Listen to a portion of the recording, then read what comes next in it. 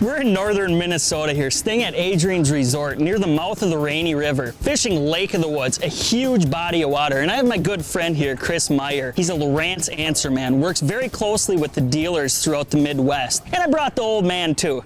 We don't get to go fishing together a ton, but heck, I thought I'd bring him out. We're in the dog days of summer. These fish tend to relate to deep transitions from the reefs out there. Now typically the charters and local boats up here like to use downriggers to get those smaller crankbaits down deep, but we're going to show you a technique that's a little bit more affordable and very easy to fish. So come along with us and we'll show you the next bite.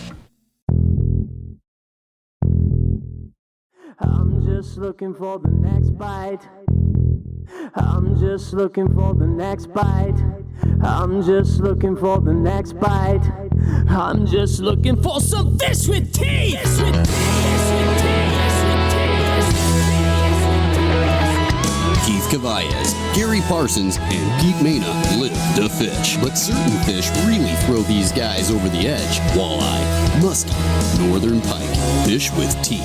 Countless days spent on the water have turned these guys into fishing machines with an eagerness to teach people how to catch more fish. So if you are ready to become a better fisherman, join Keith, Pete, and Gary on their quest for the next bite. I'm just looking for the next bite.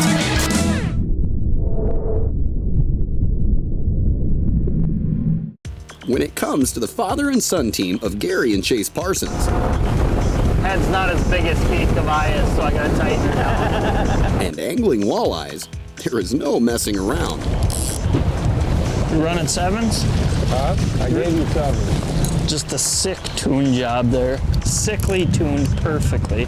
At least in their setup. You got one too? Sweet. Yep. Oh, that's getting so rough. I didn't know we would get any bites.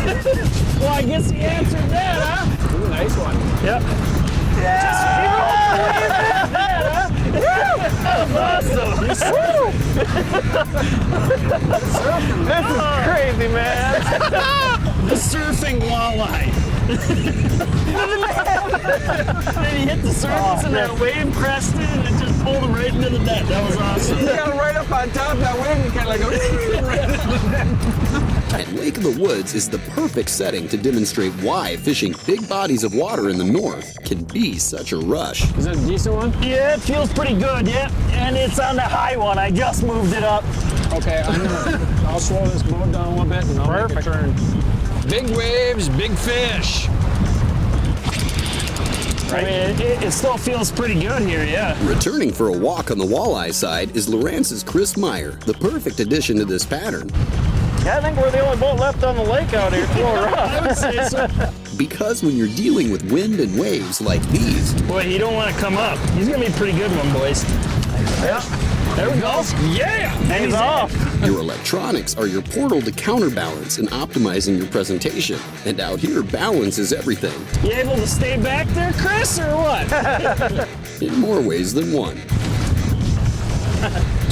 Look at that. Wow, that's a nice one. Yeah, that is. He's a fatty too. He's fat. He is fat. Yep. I would have guessed he was a little bit bigger than this because he fought like crazy. He but, really fought hard, but look at the shoulders on him. You can't complain too much when you catch fish like this. Right. No. And I had a great net, man. So. Hold on for dear life. Yeah.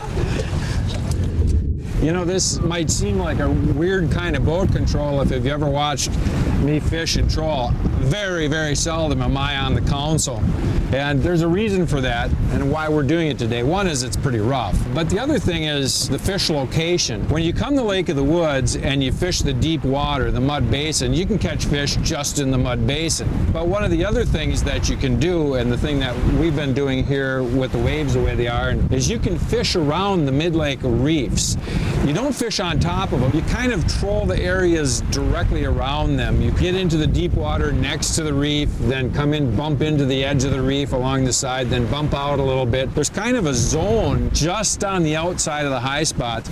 And what I'm doing here is we're using the kicker to kind of give us a real slow speed, but then I'm using the big motor too to kick in and out, especially with these big waves. Come in, bump the edge of the reef, bump out, go out, use the big motor to bump out. And we're kind of like bump, out, bump out, and it works really well. We're catching fish sometimes a little shallower, sometimes a little deeper, but it's a really effective way to do it. So even though we've got 2 motors running, we're doing a lot of the control with the big one, but we're using the slow approach to trolling, let these waves do our crankbait action.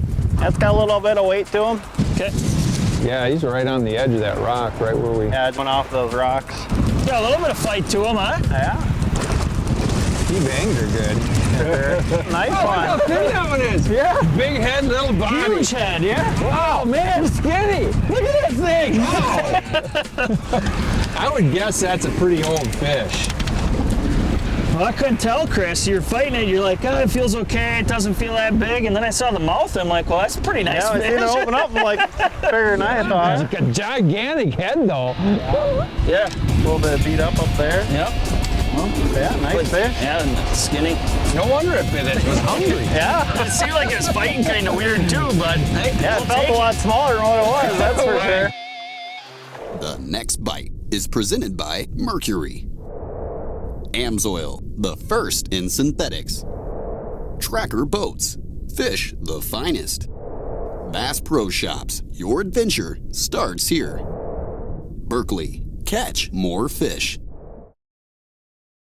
Continuing to use both engines to control their boat in this big wind and these waves is helping Gary Parsons, Chase Parsons, and Chris Meyer to keep as steady of a foothold as possible as they use a combination of structure scan, sonar, GPS, and as an alternative to downriggers, lead core line to troll deep structure where they're finding and marking walleyes. Well, there's one. He just whacked it, too. I'm turning my head and the rod just goes boom. hand it off to you here, Chris, since you're up there. I'll let you Careful, do the Chris. balancing act. Seems like you're going up and down. Yeah, hey, that's the truth. Talk about rough. Rough and fun, baby, this is how we roll. Woo! You got some balance going on back there, Chris. Yeah, he's Bring him on. I see him. There he is.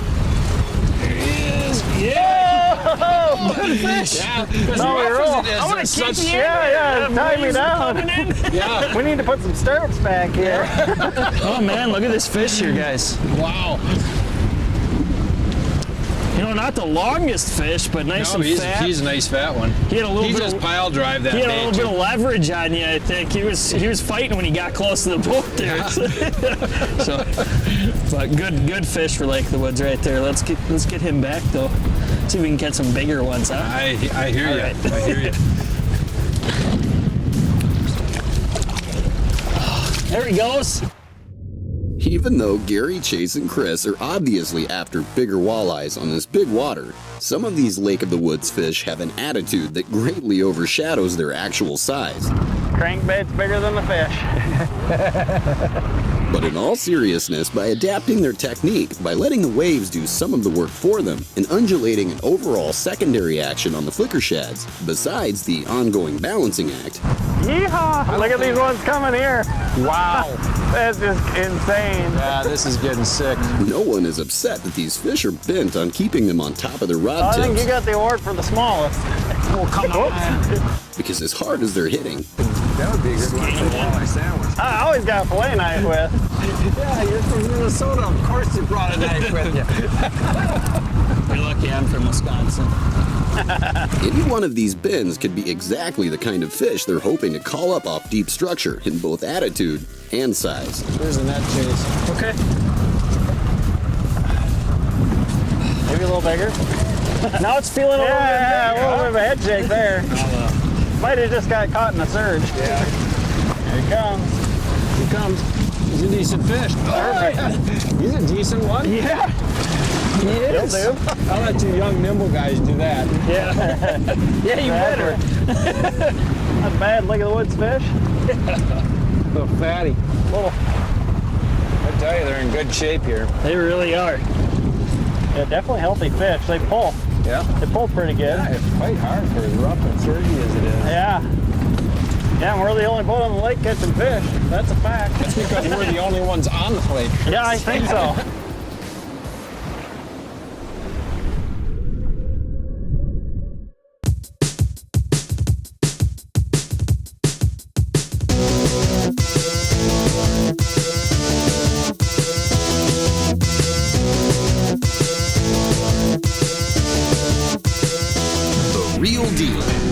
fishing information from real fishing experts. Presented by Amsoil. We're back in the river now. On our way out this morning, we noticed that there were a bunch of sturgeon surfacing and jumping in the water. So we thought, well, let's come back in and see if we can find one on the sonar, and we did. So we've stopped the sonar. What we can do with structure scan is actually scroll back 2.5 pages of sonar, and there sits our sturgeon. Now, we can actually measure that fish and tell within an inch how long that fish is. All we have to do is move the cursor to the start of the fish, hit menu, go to measure distance, move the cursor up the length of that fish, and we get 4.8 feet. So that's almost a 60-inch sturgeon that's up here in the Rainy River, which it's known for a big sturgeon. It can do the same thing for walleyes, trees. Another cool feature is we can mark that fish with a waypoint. So all we do is scroll our cursor over the top of it, hit waypoint twice, and that's going to put that waypoint on our chart plotter. You're able to, when you're in your chart plotter page, you can drive back to that fish, and if you're walleye fishing, you can rig them. If you're pulling cranks, you know if it's 80 feet off to the left, you can loop back around 80 feet to the left of the trail. You'll see that waypoint, pull your cranks right through them and catch the fish, and that's what we've been doing out here on Lake of the Woods. It's been a pretty wet and wild last few days, but with the wind having subsided out on the main lake area of Lake of the Woods, Gary, Chase, and Chris leave Adrian's resort and the river channel with a new modification to the day's mission. Number 9 prototype flicker shad going out. What are you laughing about? I don't know. Having had a great deal of success on the number 7 sized flicker shads in the really rough water, now that things are calming down weather-wise, Chase recognizes it's a bit more of an opportune time to get a little more selective in their presentation. What did he put on? Some prototype bait, something? I don't know. You put one of those prototype 9s. That's Maybe. actually a good idea, except it's not the right color. Yeah, but purple would be way better. Yeah. I mean, it's not a color we've been getting them on.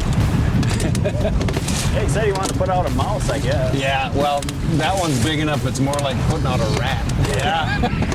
We're targeting deep walleyes on Lake of the Woods today, and most of the people that fish out here for these fish near these deeper reefs use downriggers. We're using a little bit different technique today. We're actually pulling lead core, a technique that we do when we're fishing a lot of structure, even when we're up shallow sometimes, and this technique is very speed related. But the beauty about using lead core in a situation like this is you can get these smaller baits. We're using number 7 flicker sheds, and purple's definitely been the best color for us, but we're using these smaller baits and are able to get them down to 27, 30, 33 feet, and we're kind of just going back and forth in that transition. Now, when you're using lead core, what you want to do is make sure that you're really watching your speed. If you slow down a little bit, those lures are going to sink, they might get snags, so keep an eye on your speed. 18-pound lead core is a great size lead to use for a situation like this. It sinks very fast based on the diameter that it is, but you want to make sure that you couple that lead core with a good rod. Okay, we're running flat lines, actually just 3 flat lines, no boards, directly off the boat, and using a rod that has a good backbone. 2 10-footers out the sides, they're the Walleye Angler ones from Bass Pro, and an 8.5-footer directly out the back middle, because you're making those turns with quite a bit of lead out. You don't want to get any tangles. So when you're targeting deep fish like this, lead core is a great way to get those baits down and catch a lot of fish. Just saw the rod just pinned against the big outboard. How far back do you have that one? 180. Oh yeah, really deep. Kick her down even slower, huh? No, you're fine. Oh, now he's fighting. Yeah, he's staying down there. Oh, yeah, nice fish. He's not bad. There we go. Fish. All right. Wow, that's decent fish. Nice fish. He stayed down right to the last He minute did, too, you know, didn't he didn't fight much, and then he had one little spurt in him, and Yeah. kind of went crazy. But yeah, that one came pretty deep. Had that one pretty far back. On that perch. But that's always a good thing to see when you look at the rod and it's just pinned down. Yeah. You don't even see the bite. Nice fish. Not huge, but They're sure fun to catch when they're this size. Yeah. As it would turn out, Chase's decision to upsize in these more favorable conditions works out. And despite all the earlier joshing around, it looks like he owes a thing or two to dear old dad after all, when it comes to having learned matching lures to conditions in regards to a developing pattern. How's he feel, Chase? Oh, it feels all right. That's on that prototype, isn't it? Oh, yeah. 9? Yep. That's one of the couple prototypes we've been working on. That's good fish, huh? Yep. Oh, I can't hardly believe it. We couldn't hardly get a bite on that color. That's kind of good news. Hey, stay down. Nice fish. Oh, yeah. Well, There we go. decent fish, too, huh? Oh, yeah, that is a nice one, isn't it? Yeah. Yeah. That's how you prototype a bait right there. Most companies build them so that they just wiggle. And they won't go ahead and go into the final mode until we give them the check off. And, well, and it's not even us giving them the check off. It's fish just like that checking off. So the baits have got to be out and proven. We did it with every single size, the 4s, 5s, 6s, 7s, and now the 9's looking pretty good. So far, so good. I guess we got a couple other versions to play with. Yeah, I'd say. That's Take that pretty fish cool. every day.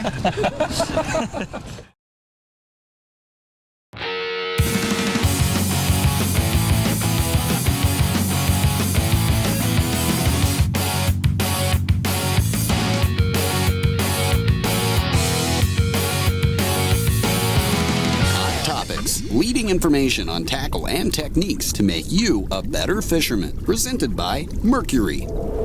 We're here with Dirk from Mercury Marine, who just happens to be a prop expert, and we get a tremendous amount of questions about props. People want to know whether they should use stainless steel or aluminum. Well, that's a question we get very often from anglers. There's really not a hard or fast rule about aluminum is right for everybody or stainless is right for everybody. Each material has its own particular application for a particular kind of angler. One rule, though, I can share with you is typically if we're talking about boats with larger outboards, around 150 horsepower and up, we do definitely recommend putting stainless steel props on those boats. The additional strength of the 15.5 stainless that we put in the propellers is about 5 times stronger than the aluminum. And what that does is it keeps the blades from flexing, so it's going to transmit all that horsepower to the water, give you that top speed, give you that acceleration, and also the holding in turns simply because the blades don't flex. Mercury has a wide variety of different performance designs for different kind of hulls. Some hulls need more bow lift, some hulls need more stern lift. That's why we have the Trophy, the Tempest, the Fury, wide selection of stainless props for different boats, whereas with the aluminum props, it's really just the Black Max is kind of the jack of all trades because of that additional strength you have in the stainless steel prop. I have here one of my props I ran this summer, and you can see here if you look close, there's a couple nicks on the leading edge where my cousin who was fishing for smallmouth ran it through a little rock bed. Now here, this is just little small little nicks. This prop can still work just fine as a new one that would be out of the box. But if that was an aluminum propeller, that would have folded the ear over. It would have meant the engine would have been vibrating like crazy, and it would have meant a day off the water. But on the topic of durability, though, a lot of people assume with a stainless steel prop, if you hit rocks, that you're actually going to ruin the whole lower unit. Absolutely, we hear a lot of that, and that's really actually a bit of a thing of the past, and that's because of the Flow Torque 2 system we have on the inside of the prop up. This is what we call the weekend saver. It's our Delrin sleeve, and basically what this sleeve does is it acts as a shock absorber. So if the propeller encounters an obstruction, what this plastic piece does is it sacrifices itself, protecting all the gears in the lower unit, and then all you have to do is simply idle home, because it still will allow you to get home safely. Okay. Take the prop off, slide out this plastic sleeve, slide in a new one. It's about a $5 part, and then you're back on the water. Well, this deep water trolling bite on Lake of the Woods has practically turned out to be a textbook example of working walleyes not only off of transitionary structure in big wind and waves, Woo, baby, big waves, big fish. but also in transitionary weather after a few days when things eventually calm down. That's how you prototype a bait right there. Which is cool considering the heart of Gary, Chase, and Chris's approach was to demonstrate the equal effectiveness of lead core against a more costly downrigger setup. I'm just going to keep kicking the back end of the boat that way so it stays on that side. The head shake feels nice. Yeah. I'm ready to net it. Perfect. Get her done. Teamwork, baby. I just raised it up some from where it was at. You did, huh? Yeah. Perfect. Feels like a nice He fish. don't want to come up. No, he's staying down good. There he is. Oh, there he is. Hey, yep, he's a pretty good one. He's a big fat one. Yeah, that's a nice one. Crank Yeah, came he's out. off. Came out Yep. too, yeah. There you go. Yeah, decent fish. That's a decent one. That fish has got a few shoulders on him. Yeah, he's a nice fat 2 one. shoulders to be exact. 1 on each side. Nice fat leg of the woods fish. Having a good time catching them. That, it has been a blast. Yeah. Pretty easy too. Yeah, it's not too hard. I mean, Once you- anyone can come out and Well, pull once you that. get the system down, it's pretty awesome. Pretty easy to do. Can I do the old hi, Mom? And just be kind of pounding it. I can't even. Did you ever know that you're my hero? I think I got the right tool here. Gary! So these are the type of fish that the old man catches, huh? A good eye here, and a little bit of a rough eye. Glaucoma or something, I don't know. Oh, shut up and put that fish back. God. Rock and roll, OGQ! Rock and roll walleyes. So you must feel pretty lucky right now. I must feel lucky. Yeah, standing right next to the greatness. What, Chris Meyer? Yep. Family owned and operated, Adrian's Resort has been serving fishermen and their families since 1952. For Lake of the Woods fishing reports and even custom fishing services for this walleye fisherman's paradise, visit adriansresort.net.